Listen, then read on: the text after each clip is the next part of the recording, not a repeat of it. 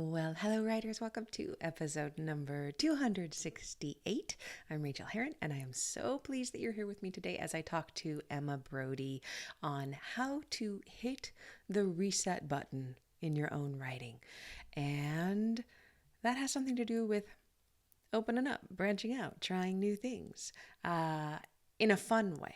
So I want you to stick around for that. She is delightful. You're going to love listening to her talk about her fantastic book. What is going on around here? Well, I think I mentioned that I took a student's challenge to also do nano this year. I am NaNoWriMoing, I am NaNoRebeling, and I am revising Replenish. And finally, oh my God, I realized I wrote this book. I started this book in 2017. Yeah, and wrote it for most of 2018. And that's a long time for it to sit. And I have started on revisions in the past for it, and things got busy and I had to do other things. Other things took over on my plate because my plate is very big and I keep it full of many, many things. So I am finally having time to do that, and it is wonderful and really hard, and it is the kind of work that is my favorite work. I love creative nonfiction. You know, I love my Patreon essays, and these are essays that I wrote for Patreon during a year I was trying to fill my creative well.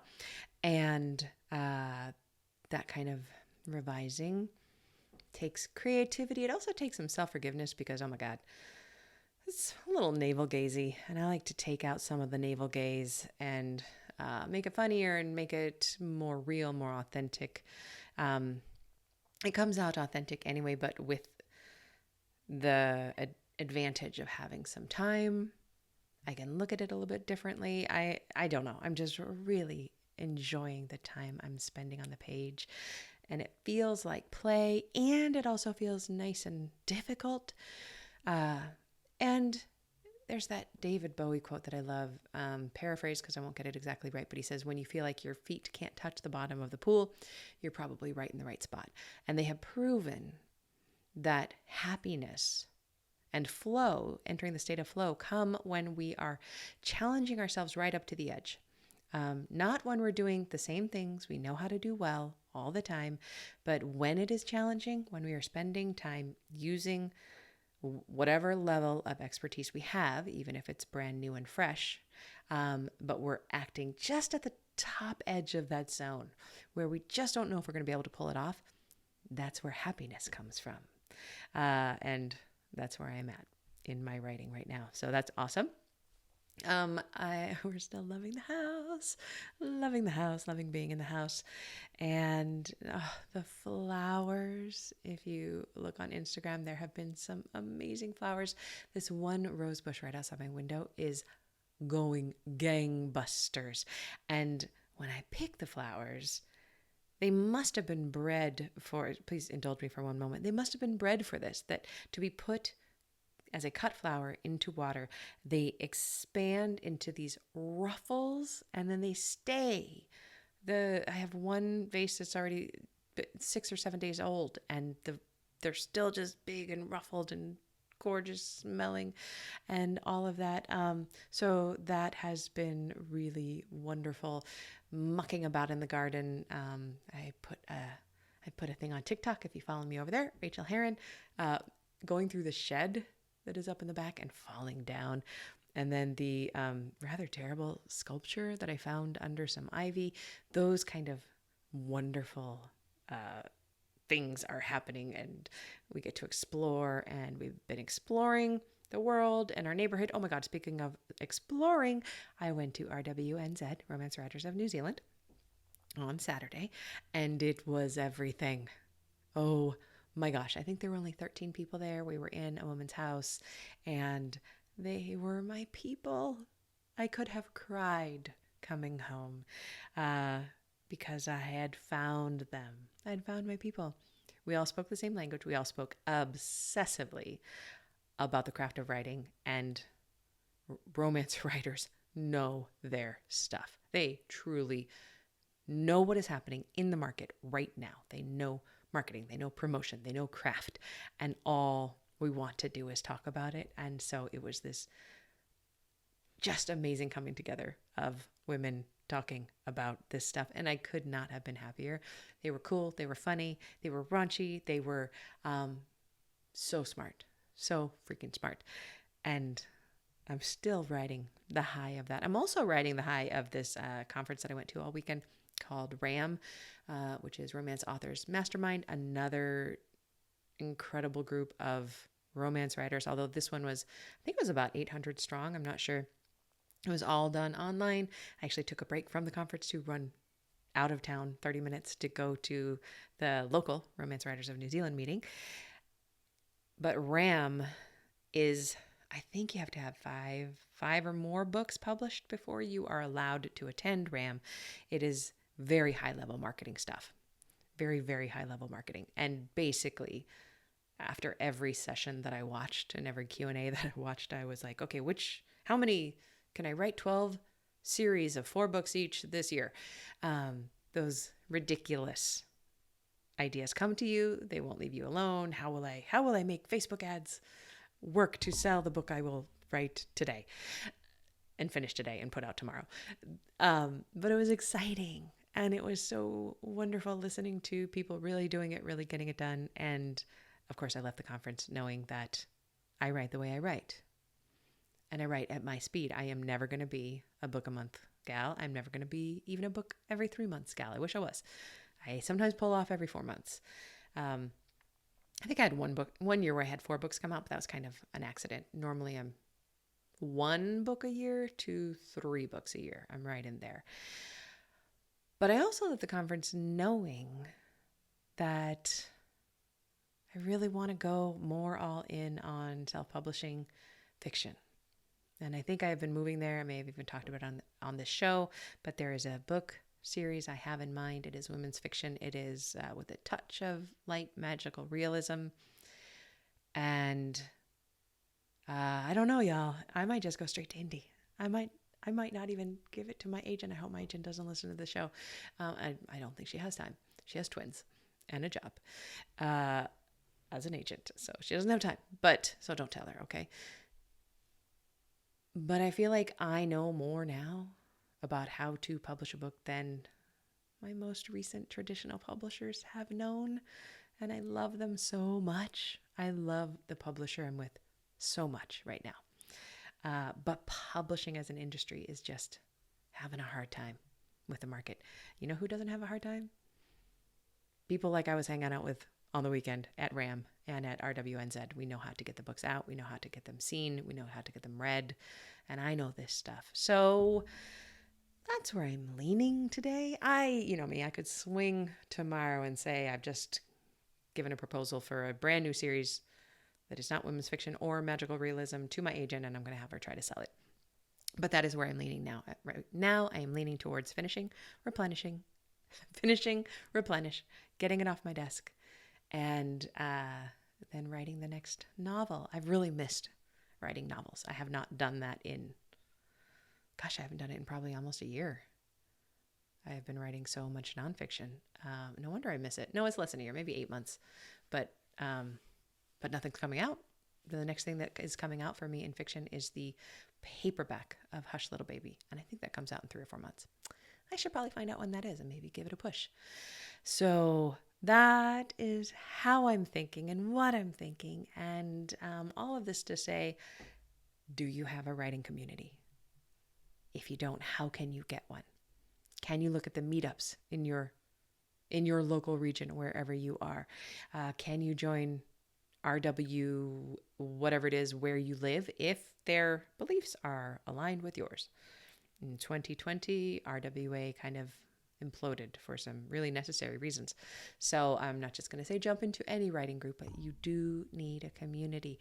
You do need people who are like-minded, who think like you about writing, and who also want to spend their off time doing this wild and wacky thing that we do. Are you getting some writing done? Are you fitting that in? Are you finding 15, 20 minutes at a time to do a little bit? If you ever want to join my group, it's free. It's over on Slack. I should be more active in there. And I am. I'm probably in there a few times a week.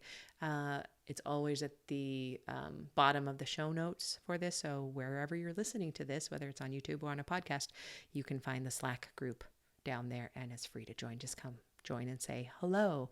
Join in some of the sprints. There's a bunch of people over there doing nano. So do find some people that you can be with. It's so important. It's almost as important as getting terrible first draft words written. It is not as important, but it is right up there.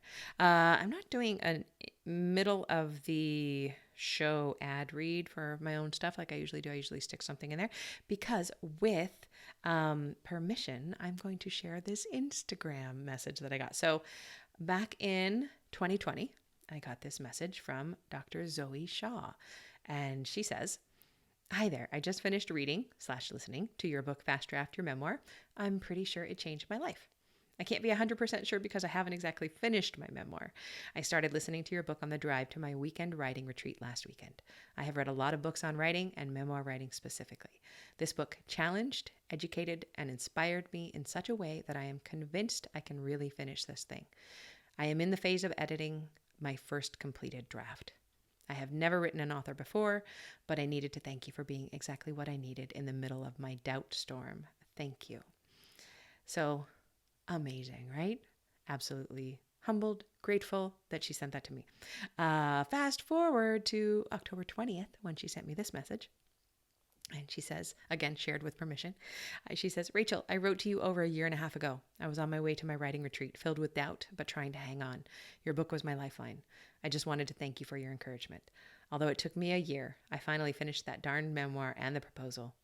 Within 2 weeks of querying, I had 3 offers and signed with my agent 2 weeks ago. Thank you. Thank you.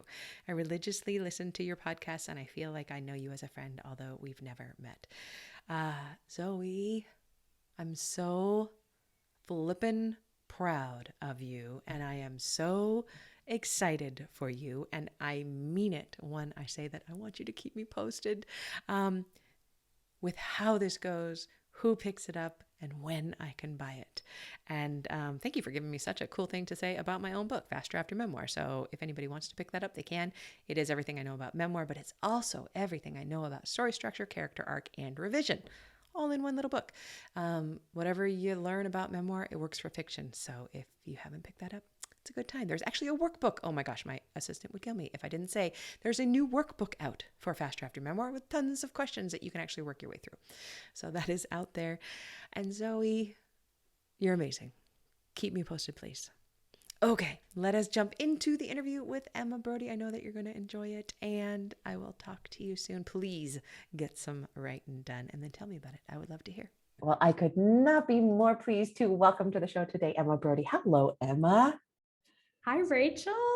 So happy to be here. I'm so excited to have you. I've been looking forward to this. I loved your book, by the way. And we're going to talk about that. Let me give you a little bit of an introduction. Emma Brodie has worked in book publishing for a decade, most recently as an executive editor at Little Brown's Voracious imprint.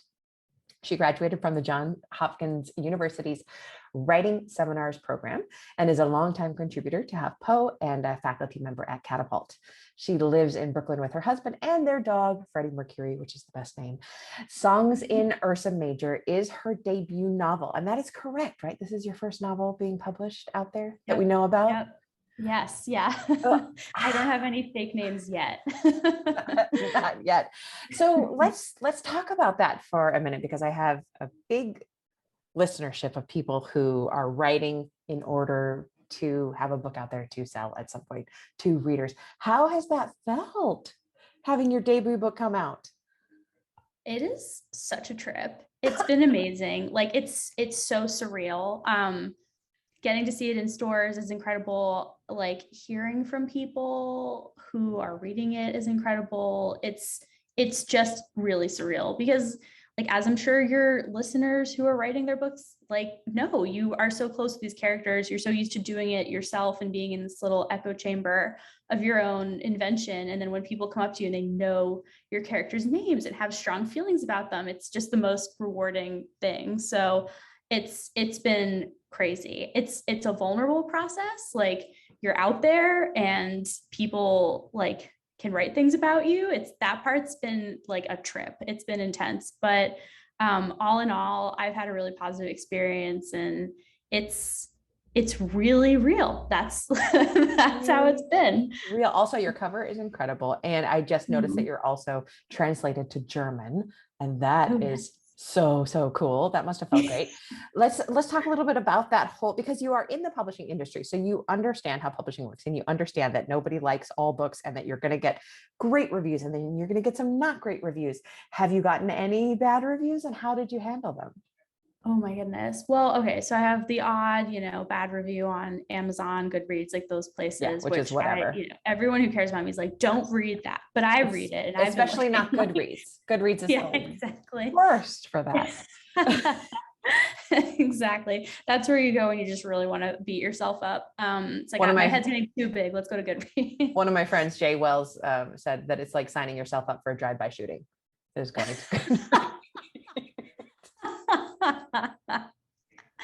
Apt. Very apt.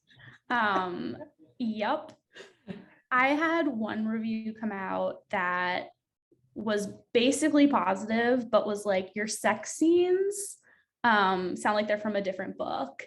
And I have felt so self-conscious, because that's like the one part. It's like I have uncles, like my dad and my brother reading this. Like, for some reason I'm sexist about this, and I'm fine with like my female relatives reading it, but like the men, I'm just like, I don't like, why do we have to bring this up and put it in a review? We just And have to pretend that they're not reading those parts. That's just the rule. That's the rule. yes, Yeah. that's actually like my secret app idea, is to have an app where you can, as an author, send your book in and they will censor parts, and then you can give those parts to your relatives. I would pay It's so a much niche money market for that. You get so much money from authors for that. Yes. I mean, it's going to be like me with a Sharpie, but like,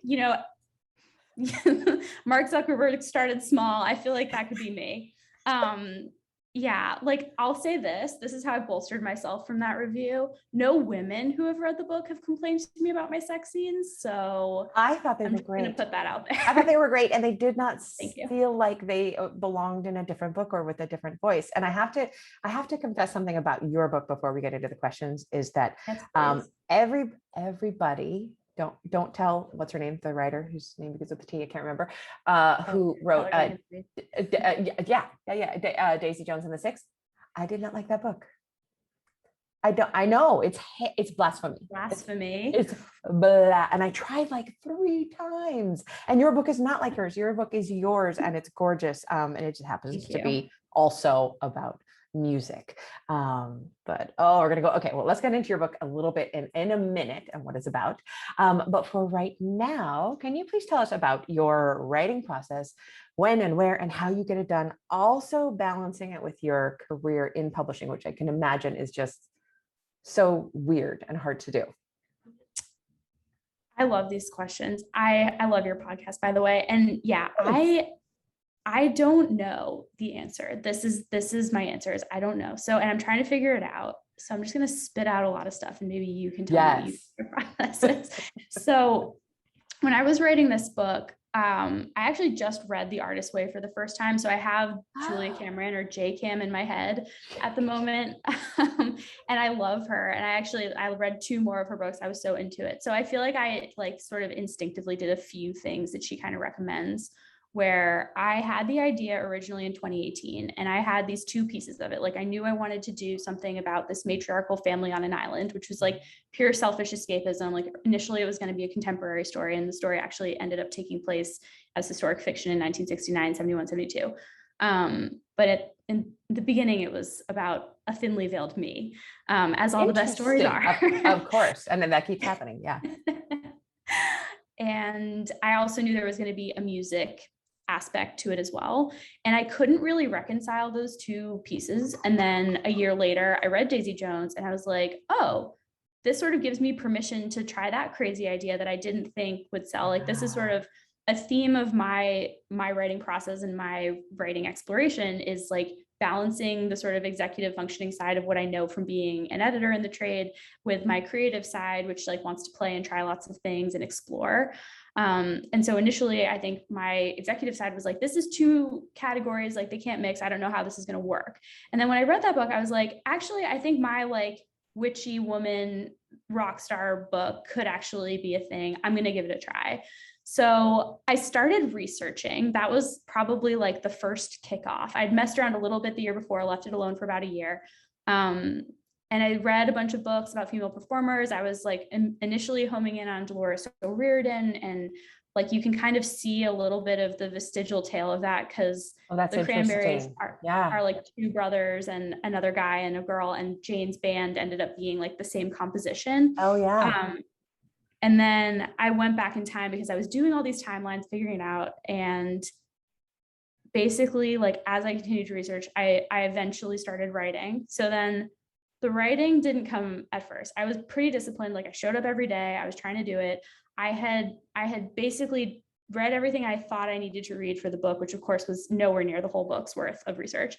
By like the end of May of 2019. And in June, I had like cleared my schedule. I was like, I'm going to start this. And I did start.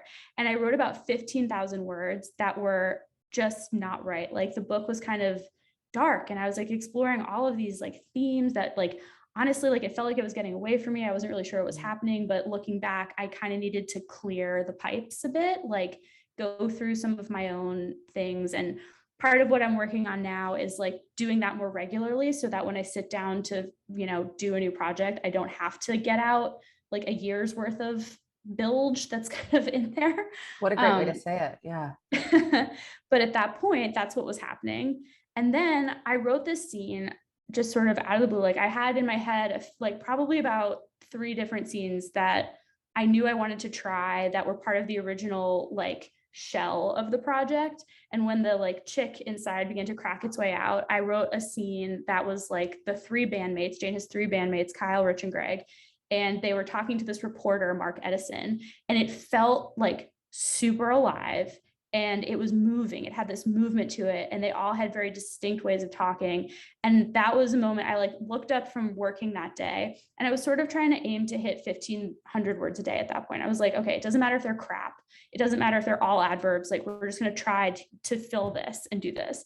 I looked up after that day and I was like, that went really fast. That felt really real. I think this might actually be the beginning of the book. And so I scrapped everything I had done. And I started with Jane at this concert, and that was where, and from there, I just kind of chased it. And I had like I knew that I wanted like something big to happen at 12 chapters in. I knew I wanted something big to happen at like 38 chapters in. And in my head, I was thinking like 50 chapters, 1,500 to 2,000 words a chapter. That'll get me to 100,000 words. Mm-hmm. And other than that, like I knew a couple key plot points, but the rest was like, what will happen? Like I knew like one thing I needed to happen per chapter, and then everything else was just kind of exploring. Like the first draft was just like blue sky, like what would happen next? What would happen next? And I think that was informed by the amount of research that I had done, just reading the trajectories of these different pop stars from that era. There were certain things that had, trended in what I had read. And so like, when Jane goes to record, I was like, oh, and it felt sort of like there were these vines that I was grabbing, like these narrative vines that I was kind of braiding together. And then I put the book away. Is this like more information than you? This is, I'm fascinated. I'm devoted to this. Please keep going. Okay, I put the book away after I had a draft and left it alone for 2 months. And then I reread it. Was that by choice, or were you just happening to be really busy then? Or did you want that space? It was totally by choice. Yeah. Like that Stephen King book on writing, he talks about resting the manuscript, and I totally subscribe to that. And so I rested it, and then I came back with fresh eyes, reread it, and wrote myself like a 17-page editorial letter. That is so hilarious, because the part of it that you're probably not scared of is the editing process, right? Because you've seen authors come in with really shitty books that that they can make into something good and strong. And you wrote your own revision letter. I don't think I've ever heard anyone say that. That's hilarious.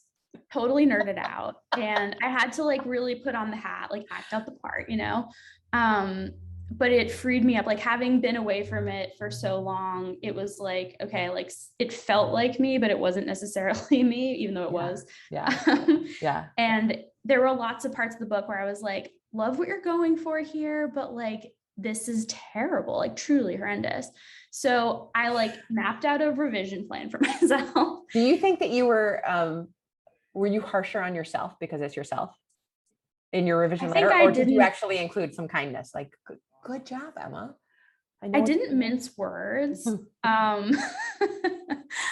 But I think like I felt a genuine, I didn't like articulate this in the letter, if that's what you're asking, but I did take a moment to like feel appreciation for like having finished it and like feeling like what was there, what was the bones. Like I was happy with what was there and I wasn't like totally demoralized when I looked back and it wasn't terrible. So I think that was good. That was helpful. Yes. So and then you made yourself a plan. Made the plan and went into it where I was like, I'm going to edit this. And I went into my Word docs. I saved down a new version of each chapter and I opened up track changes and I completely rewrote the book, saying that I was in edit, you know, like when you look at the draft 1 and draft 2, it's like all red in draft 2, except like Jane, Jesse, like there are these like odd Black words that kind of like made it through because, you know, they're proper nouns. They're like the characters' names. But I rewrote it. I think I was just kind of tricking myself into doing it and calling it like, oh, it's just an edit. It's not a total rewrite. It's an edit. And it was, of course, a total rewrite because I then had to do an actual edit on the rewrite.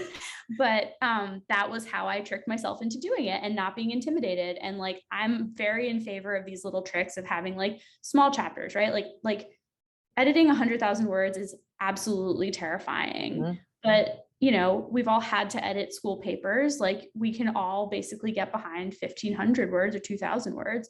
So it was like systematically lying to myself and then going for the effect I wanted. And I've never worked that hard in my life. It was unbelievably hard, but so rewarding. And right up until the end, I was like saying to my husband, I was like, I don't know if I'm going to actually like get there. He's like, you have 1 chapter left. I'm like, yeah, no. This is where it all falls apart. Really on the line here. Cause that was like how hard I was pushing myself. Like I remember we were like at Thanksgiving, I was like, I have to leave. I have to go back to a different state and finish my book. And he's like, all right. But you know, it was probably the first time I've ever really given myself permission to take myself that seriously as an artist. And it was important to do. Like, it's important to take those little stands, even though your whole family's like, okay, bye, we're watching football. Like, you didn't need to like storm out of here or whatever. But yeah, that's sort of how I did Ursa. So now I'm in the moment of like, well, how do I do it again? So do you have another contract for another book? And are you doing No, that not yet. No, I have to figure out like my idea and sort of like write it a bit. Yeah. I wonder. Yeah, I'd love to get your feedback on that.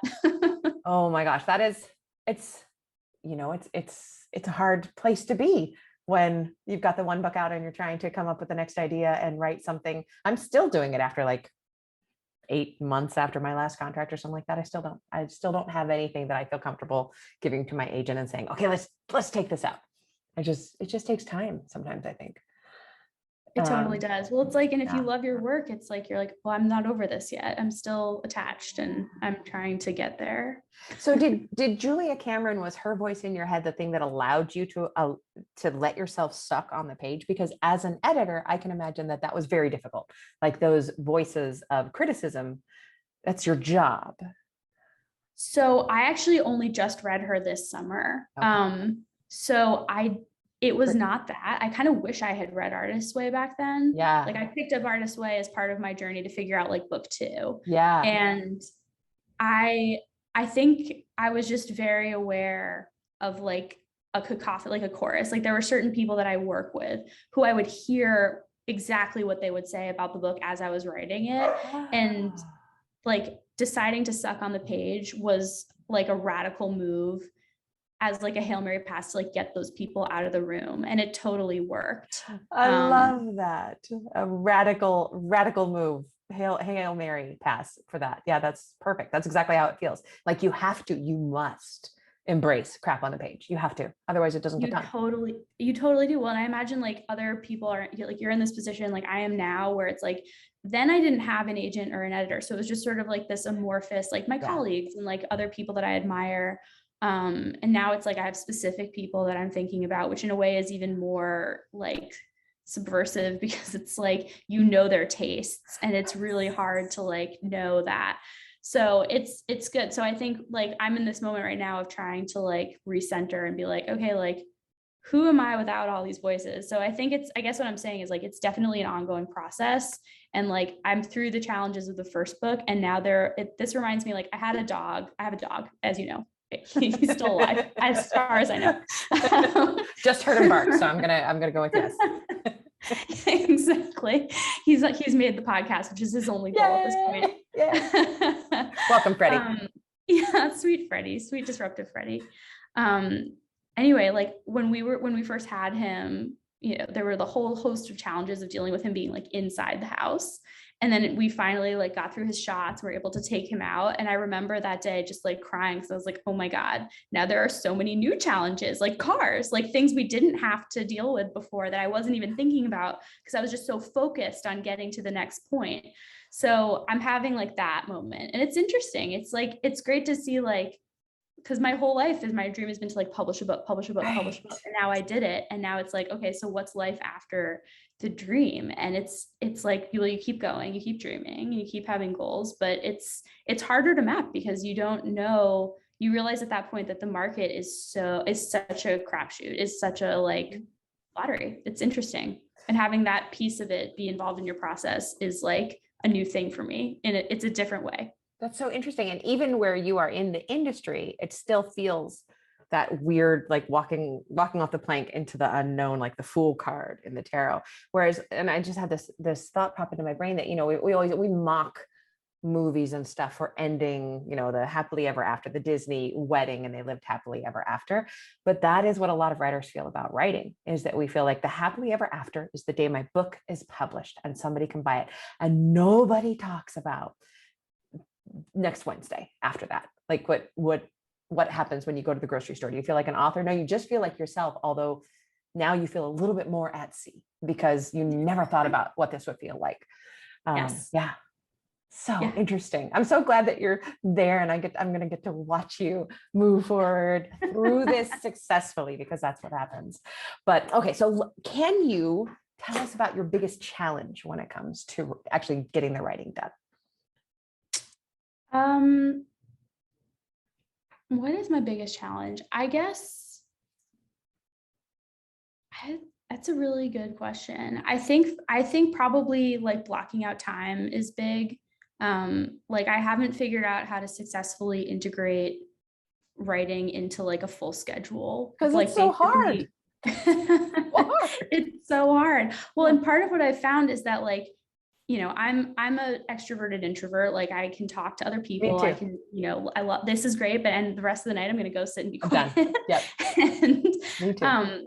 what I've found is that it's not just necessarily like, okay, I need an hour to write. It's also, I need to not be drained for the rest of that time with other extroverted tasks. So guarding your energy is so hard for me. And I think like anyone who's writing with a full-time job can probably relate to this. Like I never realized until I was taking on a project that was taking this much of my brain power and concentration and like courage, how many little interactions I had throughout the day. And like what I'm saying right now is a little bit dated because now a lot of people's work has totally changed because of COVID. Like mine has too. And I no longer have to deal with like water cooler conversations because I have the privilege of being able to work from home. But at the time I was doing Ursa, like it was constant and having to figure out how to like, you know, maintain my life, like still talk to my husband occasionally, like still like, you know, have my work relationships and my friendships, while also basically not wanting to speak to another human soul for like 6 months. That's something that I'm looking to improve. I think that might be, I do have advice. I have the best, we're going to talk about it on the show at some point, but if you haven't read 4,000 Weeks yet, grab 4,000 Weeks. It's the best book on time management. And it's not really about time management. It's kind of speaking to exactly what we're talking about right here, about guarding energy and about where we put our energy. It's fantastic. It's like so that sounds amazing. It's so out of the box. After this, you will love it. You will love it. Oh my God, I can't wait. You will love it. But that is so important and essential. And I just don't think we ever get it right. And accepting that we're not going to get it right has been pretty big for me recently in thinking about that. Just, you know, we have the ups and downs. What about your biggest joy when it comes to writing? Oh my God, I love writing. So it's, yeah, the whole thing is really, really fun. Like I love that beginning phase we were talking about of like just Yeah. free open blue sky, getting to explore. I also really like the sort of like puzzle solviness of editing, and getting to rework through things. I love when you go, like I liked that moment between the big first draft and the big second draft, because I obviously had many subsequent redrafts after that, Yeah. where I was sort of like re-meeting the characters, and like it was sort of like they had all appeared, but their eyes were still closed and they hadn't like opened and become animated yet. I And love like, that. What a good analogy. well, it's so true, right? Because it's like you're just go like if you're trying to just go through it, like what you're writing are like things that you have at your fingertips. Like it's all going to be cliche dialogue. It's all going to be like little interactions that mirror like things from your favorite movies, this and that. And Willie, who's Jane's manager in the book, was kind of a stock character in the first draft. Like I kind of thought of him as just like a weak corporate yes man who like pretended to be cool and on the level, and then at the last minute like wouldn't stick by Jane. And then when I reworked the book, I realized that like Willie and Jane are actually like foils for each other, and they have much more in common as like polar forces in the book than Jane and Jesse, who's her romantic interest. And that was huge, because then Willie became like my favorite character in the whole book. And I feel like I met him for the first time in the second draft. And it was so amazing to see him become like animated and interesting. And there were a lot of moments like that in the second part. Like there were so many moments, like when there's a part where is having the cover shoot for her first album, her debut album, and she's in the photo with her band, and it's like this moment where she kind of improvises, and that was something that I just kind of watched unfold. Like that's chapter 11 or 12 of the book. So I was editing in sequence, so I had already like sort of racked up enough Jane to start to see her move on her own, and it was just so exciting because like she's my main character, and getting to watch her actually like begin to leap off the page for me as the first reader / writer of the book. That was a moment where I felt proud. Like to go back to your earlier question, like I was like, wow, you're doing it, you're doing it, you're flying. I love that so much. And I think that's what I love about that big second, I call it the makes sense draft, where things start to make sense and their eyes start to open. I can't get over that analogy. It's so good. They're alive for a long time, but not real. And then one day they velveteen rabbit and become real. And I love that. it's such a good feeling. Okay. Can you share a craft tip of any kind with us? I would say I love craft tips. What is the one that comes to me right now? I would say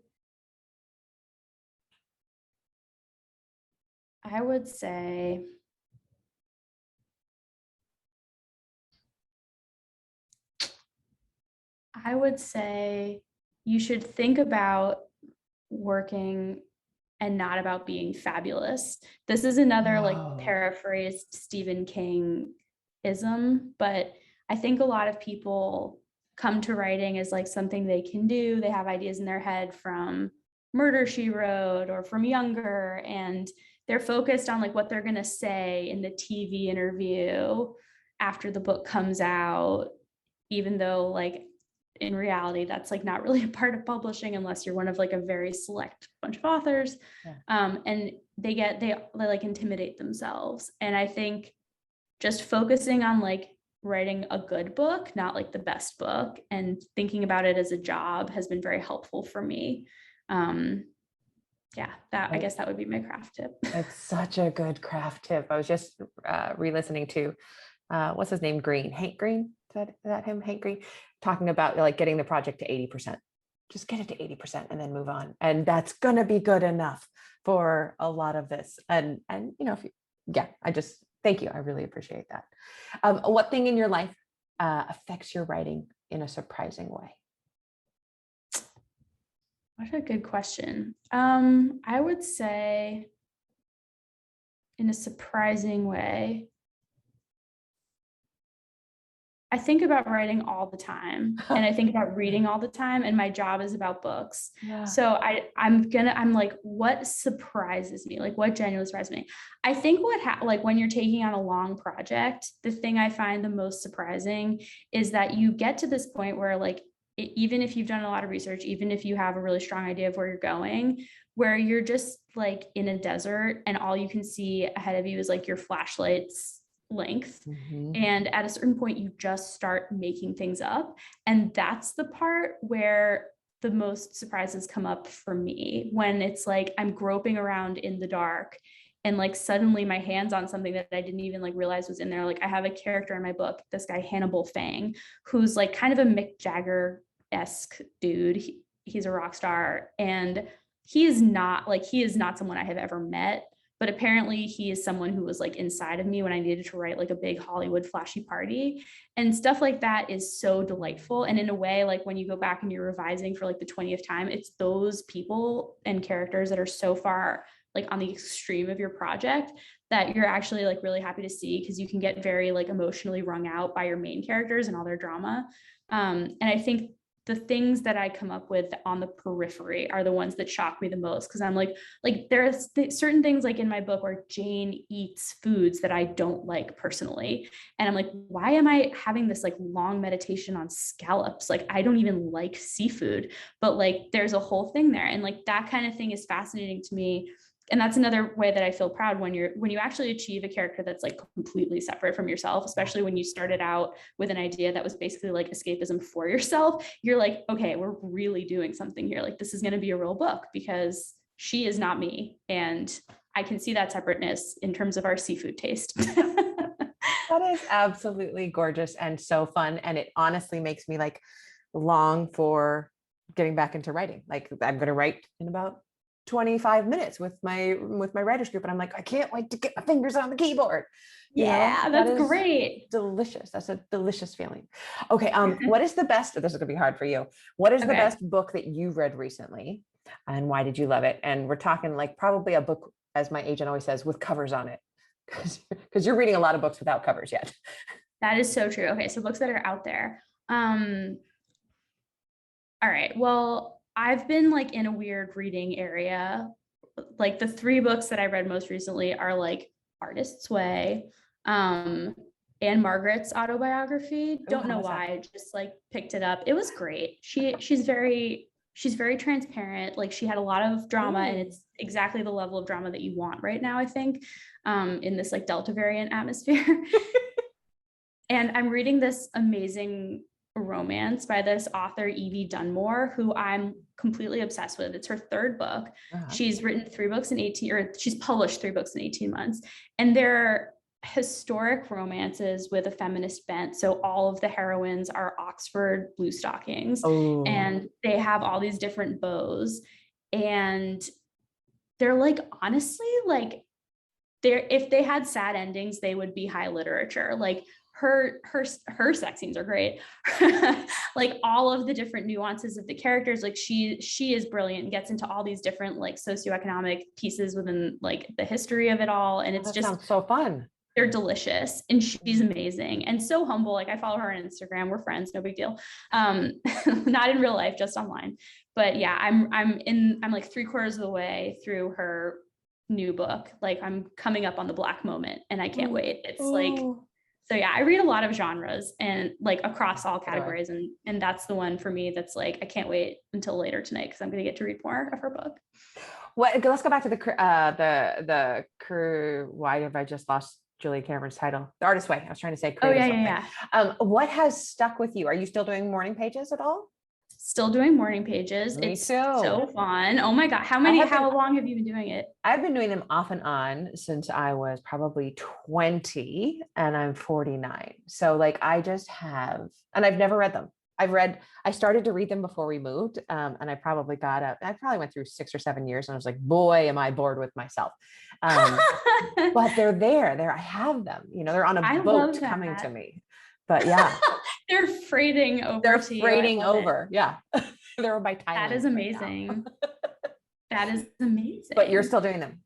Yeah. So I'm only like 3 or 4 weeks in. So I don't have I don't have quite the same record, but I'm liking it. And just for those people listening who don't know what the morning pages are, they are 3 pages, handwritten, longhand in the morning as a brain dump, basically. Perfectly said. It's like they are stream of consciousness. Like sometimes I complain, sometimes I'm like, Freddie's in here with me and he's making a lot of noise. But it does make you like, the reason she says to do it in the morning is because then you frame your whole day from there. You've like already accomplished something. And that piece has been wonderful so far. I think the biggest takeaway I've had from her, like, and I'm rolling, I just read 3 of her books, so I'm like rolling in a lot of takeaways at the moment from JCAM. But the one that stuck out to me immediately was how she uses other disciplines of writing to kind of hit the refresh button on her like larger projects. Like part of Ursa Major, my book, was writing songs, which is poetry. Like such a fun thing. And I had like very low stakes for myself on that because I was writing as other characters. I had to write a lot of them, and only like 1 or 2 lines from each song would appear in the book. But I wrote like 30 songs for that project. And it was super fun and cathartic. And so what I've been seeing right now as I like contemplate the big scary question of like, okay, what's book 2? I feel very nervous about starting a new fiction thing, but I have been writing all these song lyrics because that piece of my writing is still unblocked. And I never would have tried or like let myself play over there in that one part of the sandbox that feels very safe at the moment, if I hadn't been reading her own practices. And she gives examples of her own poetry. Like the book I read after Artist's Way was A Right to Write.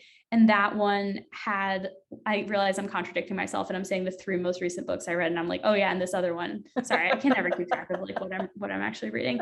A Right to Write has examples. They're like it's like 30 or 40 essays on craft. And she talks about, you know, the difficulty of absorbing careless criticism. And then she shared a poem that she clearly wrote like in the moment in response to like an editor reading something like mean to her about something she'd written. But it was really interesting to see her do it. And it was totally medicinal. And I was like, I'm going to try this. And it's been really wonderful. Like, I feel like a lot of the medicine in writing is in the figurative piece of it, and doing song lyrics versus like the morning pages, which are just stream of conscious. They both serve different purposes, but it's sort of nice to have a toe back into the like lyrical part. Because normally I don't get to that till the end. It is another way, I think, exactly like you said earlier, of clearing the bilge in a different pipes running through our brains. Yes. Oh, yes, exactly. It's so fun to talk to you. Oh my gosh, it's so fun. All right. So can you please now tell us about your book? What a little bit, maybe logline, what it's about? Sure. Okay. Songs in Ursa Major is about Jane Quinn, who's an up and coming singer-songwriter in 1969, who, you know, she is in a garage band on a remote island, and she ends up getting a big break at this local festival when this like super hot James Taylor-esque character, Jessie Reed, doesn't show for the headlining spot, and she and her band take over. And then from there, they end up going on tour with Jessie, and Jane and Jessie get into a relationship. And the result of that relationship is this groundbreaking seminal confessional album, Songs in Ursa Major, which Jane writes. So it's the story of like what goes into making that album, and then what happens with the album itself and how it's recorded and like the immediate consequences of it. And it unveils a lot of secrets about Jane's life, and it's great drama if you like crying on the beach. Like it's the crying on the beach genre. So I had a lot of fun writing it. I have never heard it called the crying on the beach genre. That is one of my very favorite genres to read and to write. So thank you for writing it. Thank you for letting me read it. Thank you for being on the show. Where can we find you on the internet? I am an Instagram addict. I know that's no longer like the cool app, but that's where I am. I'm at Emma C. Brodie, Brodie. And that's where I mostly exist. Thank you so much for having me on. This was so much fun. I feel like I got some great advice out of it. This is just the best. And I have to tell you, my like absolute favorite teacher, like one of my life mentors, is your fan, and she is the one who like turned me onto your podcast, and like she's the one that like recommended I do this. Ooh. So this is like, her name's Karita Gardner. She's amazing. Oh, Karita. Yes. Yeah, she connected us. Oh, yeah, exactly. That's awesome. I'm gonna send her a thank you right now. Thank you, Emma. And I wish you very, very, very happy writing, and we'll talk soon. Likewise.